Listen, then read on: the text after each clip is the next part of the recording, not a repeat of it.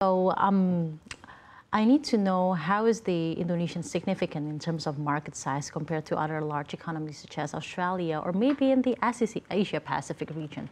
So can't understate the contribution of the Indonesian market to our business. It would sit in the top 3 in Asia Pac in terms of contribution to our organisation, and with a view that it's going to grow. It's one of the markets we call an emerging market, and it's one that has a heightened investment focus from us as an organisation to continue that momentum. In terms of, you have very confident outlook about Indonesia as Southeast Asia's largest economies and its population and its goals to be a thriving smart countries with smart cities, moving on to no capital cities. I need to know, from your point of view, if Indonesia wants to be a better countries in terms of technology and infrastructure, what are the challenges that Indonesia must be tackled and must be facing? I think because of the scale and mass and what we call legacy technologies, it's an adoption. But I think the incumbent on us as people in our technology world is around how that investment solidifies productivity and return on investment. So I think we got work to do to enable and get people to understand. And there's responsibility on governments to put the right infrastructure up and the right support. So I think it's a group way forward in terms of making sure that this country keeps moving and adopting to the technology outlooks of what's best to suit its industries, whether it be oil and gas, transport, logistics, hospitality, retail, whatever they may be. I think it's just an adoption and education piece to see the effective outcomes of what technology can bring. And we're seeing it. It's just how do we accelerate it to make sure that people see the value in adopting the technology to have better businesses.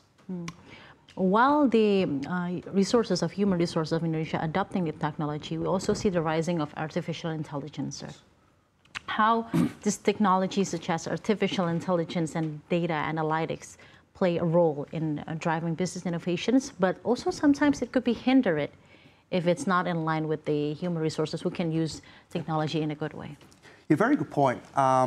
We take a focus on artificial intelligence and that collection of data, helping people make decisions quicker and the right decisions. And if I can use an example, if you think about the 112 emergency or here that you have in Indonesia, or the 911 when you ring for an emergency, around transcripts, around translation, or people language barriers, artificial intelligence, and Greg Brown, our CEO, made a comment not too long ago that that type of information and data in 1 minute can save up to 10,000 lives in those critical moments. So we look at artificial intelligence around helping human-based decisions being made a lot quicker in saving people's lives or in emergency areas. So that's our focus. And yes, there is a lot of noise around artificial intelligence in other areas, but we got a real focus on making sure we leverage it to help people make the right decisions in the right time. Thank you so much for that commitment.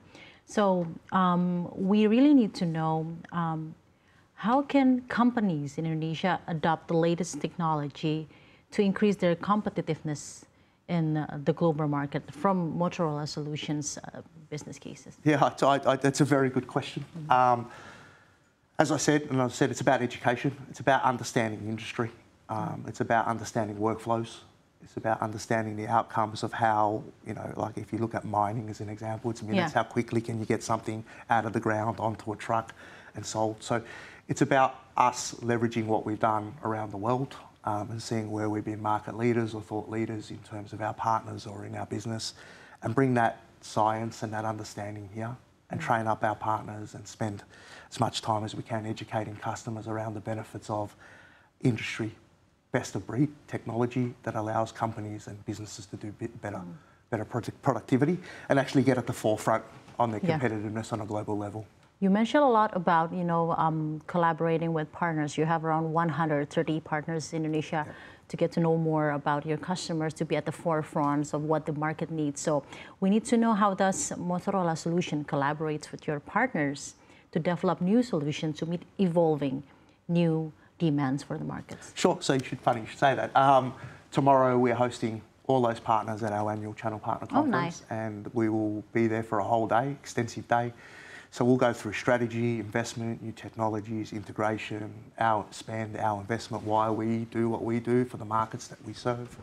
Then we give the partners an opportunity to collaborate, and then we'll spend a fair part of that day going through our demo booths around how all those integrations from body-worn video or push-to-talk software or our integrated ecosystems around that solving for safer.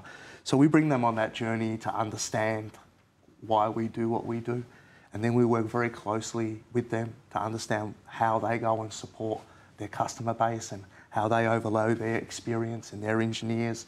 So we're constantly collaborating and learning and educating, and it's around an enablement piece, but a continued one. As you well know, technology moves really quickly, but you have to have a real heightened focus on investment, on enabling people to understand how that technology can be beneficial. Yeah. And those partners are an extension of our business.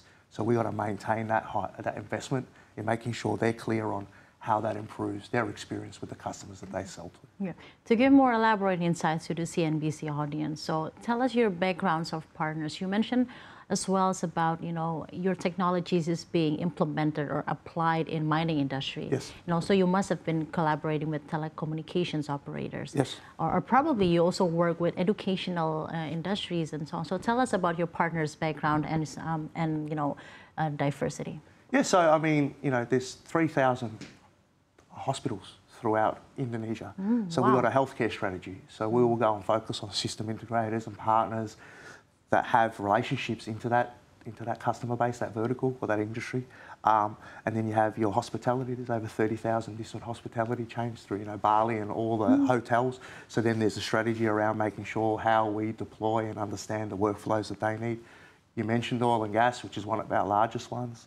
How does video security and access control now play a part into those areas around not just being the critical communications and people safety? So we continue to do that. Where the future looks like for us is what I call vertical-based partners that are specialised in those specific areas around oil and gas, hospitality, healthcare, recreation. So building them up and building their credibility and their competency to go out and really understand the requirements of how technology makes change in those industries, and then work back with us to understand how we invest to make that happen. Which sectors or which industry plays the most significant contributors of Motorola Solutions market in Indonesia? Look, oil and gas would be probably top. And then, if you start thinking through the large-scale transport and logistics and your airports and your security verticals, then yeah, they're probably the heightened ones at the top level for us, a significant contribution. Okay, so tell us about your point of view about how Indonesia's government regulations could help your business here in Indonesia to get even more bigger, to thrive, and to understand more about Indonesian markets. Well, I think it speaks to the new city in Kalimantan around understanding the investment strategy. But understanding the regulatory requirements and the security requirements. Each country's got different requirements. We have a dedicated team, a global team that looks at all these regulatory requirements in our business from an ethics perspective. But also we have a CTO office that we engage with on different levels, whether it be government or enterprise customers, around how they're investing in their infrastructure. Obviously, a large portion of our business is public safety, as you well know, across the globe. So we do heavily engage. We do have an appetite to work with governments for them to better understand, if we can support in terms of what infrastructure spends or security parameters that they want to do. And we have dedicated teams that do that. Okay. And lastly, as we are concluding our discussion, Daniel, Motorola have been here for 32 years. It was a long journey of commitment. Yeah. So in the next 10 years and looking forward, how do you see your future here in Indonesia? Personally, I'm super excited. I so much enjoy coming here. The culture's wonderful. I just think there's no ceiling on where we can go and what we can do and where this country is going. I think it's adopting really quickly. I think other companies and other tech companies see the investment, as you spoke about earlier. So I think the future's significantly bright, and we're committed to the journey. Been here for 32 years, and I hope we're here for a lot longer and help grow and shape some technology platforms that help the industries here be better at what they do. And we'll continue putting people on the ground and having a real focus here. So really excited. Well,